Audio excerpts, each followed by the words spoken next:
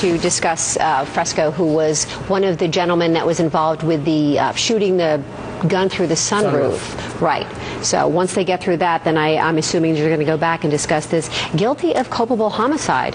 And she read through all the charges. So apparently there were 4. There was the ammunition charge, the shooting through the gun roof, and now we're going to see what comes up with the guilty of culpable homicide. What are your thoughts on this? She's been very lenient, saying the state didn't prove it. So what do we do with this now? This trial has been about 3 possible different states of mind. You have the intentional killing, which she walked him on, that it was not premeditated. He did not intend to murder her. Then you have the reckless state of mind, which is you close your eyes to the high probability that you're going to kill someone. That for reasonable foreseeability count. She walked him on that. Now you're left with the negligence count. Some people call it manslaughter. In New York, it would not be manslaughter. In New York, it's called criminally negligent homicide. I know in Alabama, you've said off the air that would be manslaughter. But manslaughter, what we're talking about here is negligence, meaning you don't see that you could kill somebody, but a reasonable person would have seen it. And the judge here is saying, look, you take a gun, you point it at a door, you know somebody's on the other side of the door, you really should know that you could kill somebody. You didn't see it, you should have seen it, you were negligent, you're guilty. Right.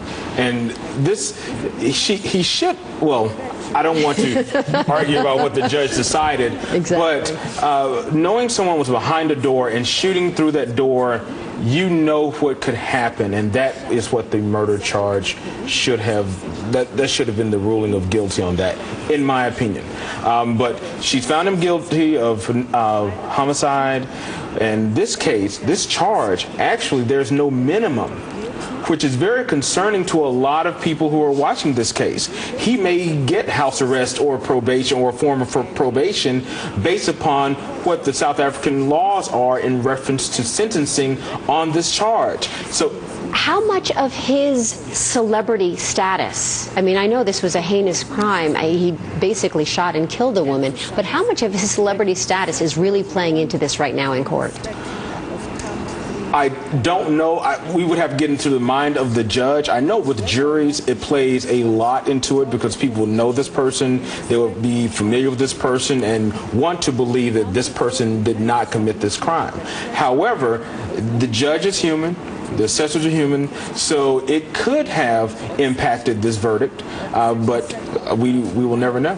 The judge has been rather lenient from the beginning, though, even when bail was set and everything else in terms of dealing with it. Yes, she actually argued with the prosecution saying, your bail terms are too stiff for this man. Let him travel. Don't put him on house arrest. She argued about that really on the behalf of Pistorius and changed his bail requirement. And not only that, she pretty much telegraphed yesterday that she was going to convict him of culpable homicide. So if there was ever a time that someone was going to split. Yeah, and then she stopped. then she said, well, I'm out of here. I'm probably going to convict you, but let's go home tonight and we'll talk about this tomorrow. I'm gone. I mean, I'm out of here. So, but there happens to be, though, it's very interesting. I know you've said that there's no mandatory minimum, and I was also under that impression. However, it has been reported that culpable homicide carries a 5-year minimum mandatory, but the judge can convert the time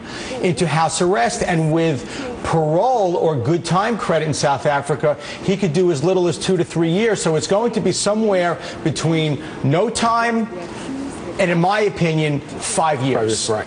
But will any of that 5 years, you actually believe, be spent in a high maximum security facility? Or he would start there. There's no question about that. Okay. If she gives him time, he starts out in a max place, and then he can be moved out to someplace lesser. But what's interesting is so far we've been sitting here, she went through painstaking detail why she walked him, but we haven't heard very much as to why she convicted him. And to me, that will give us a window into whether or not she's going to toss him in come sentencing time. Yeah, and it's going to be interesting exactly where he serves prison, because on culpable homicide, it is almost as if to put it in layman's terms, you made a mistake and killed someone.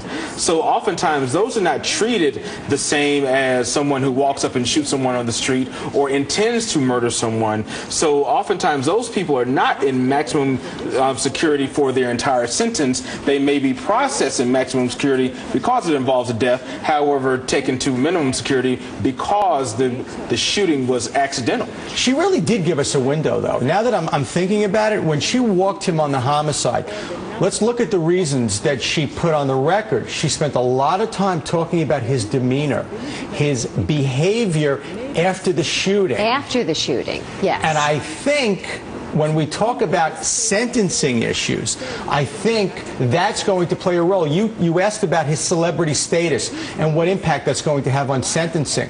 I think his celebrity status is going to have an impact. I think his disability is going to have an impact, and whether if you take a person in his situation with no disability, how they would react, as opposed to someone with a disability, how they would react, how his life has been impacted by his disability, how his celebrity has perhaps impacted his personality. Which a celebrity probably impacted the bond issue, because a regular person would have a very strict bond based upon these charges. However, he's Oscar Pistorius. He's not going to run anywhere. Exactly. He can't go anywhere. You know, we love this guy, and we are going to take care of him, which is what she did. But they also said because of his disability that they were saying that's possibly why he was suffering from post-traumatic stress disorder, and that was why he felt he needed more security because of his disability. Absolutely. Wouldn't that play? We're going to see a lot. We will see a lot. At the sentencing phase, the defense, I would respectfully submit,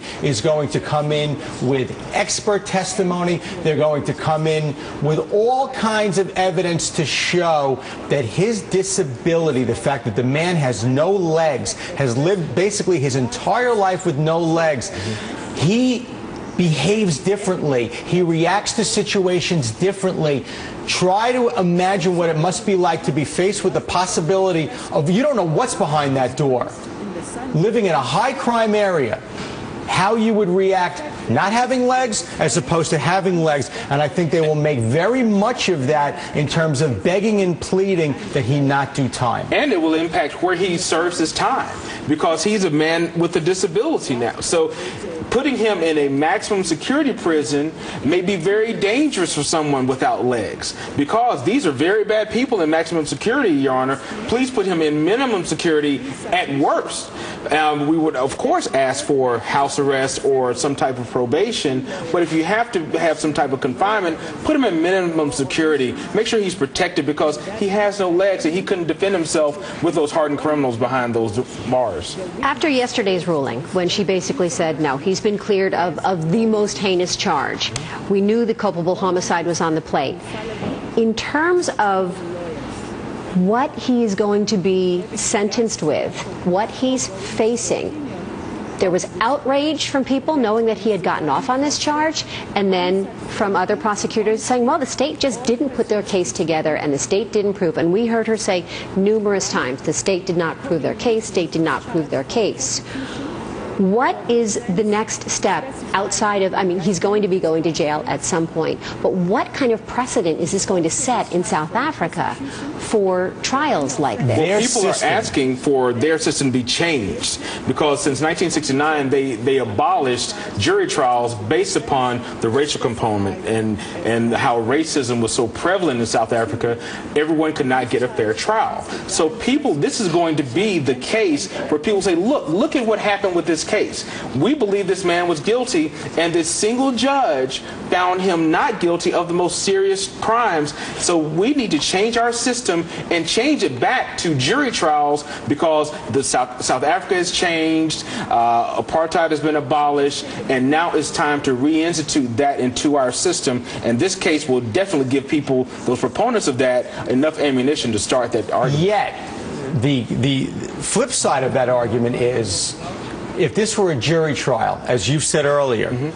guilty, not guilty, you go home, and you're left clueless as to how that verdict was arrived at, with a judge in South Africa who has gone to extraordinary levels to explain the rationale behind her verdict. Based upon there her is verdict, something right. to be said as a defendant saying, wow, I really understand. Whether I agree or I disagree, at least I'm not left to divine and hoping that my lawyer can get the jurors and talk to them afterwards, and maybe they'll go on television and talk about their verdict, but I'm left completely in the dark. So to me, there's something to be said for South Africa's system has itself been put on trial, and I think that this judge, at least in showing, hey, I'm going to tell you why I'm doing what I'm doing, has, I hate to use the word acquitted itself, but has acquitted itself pretty well.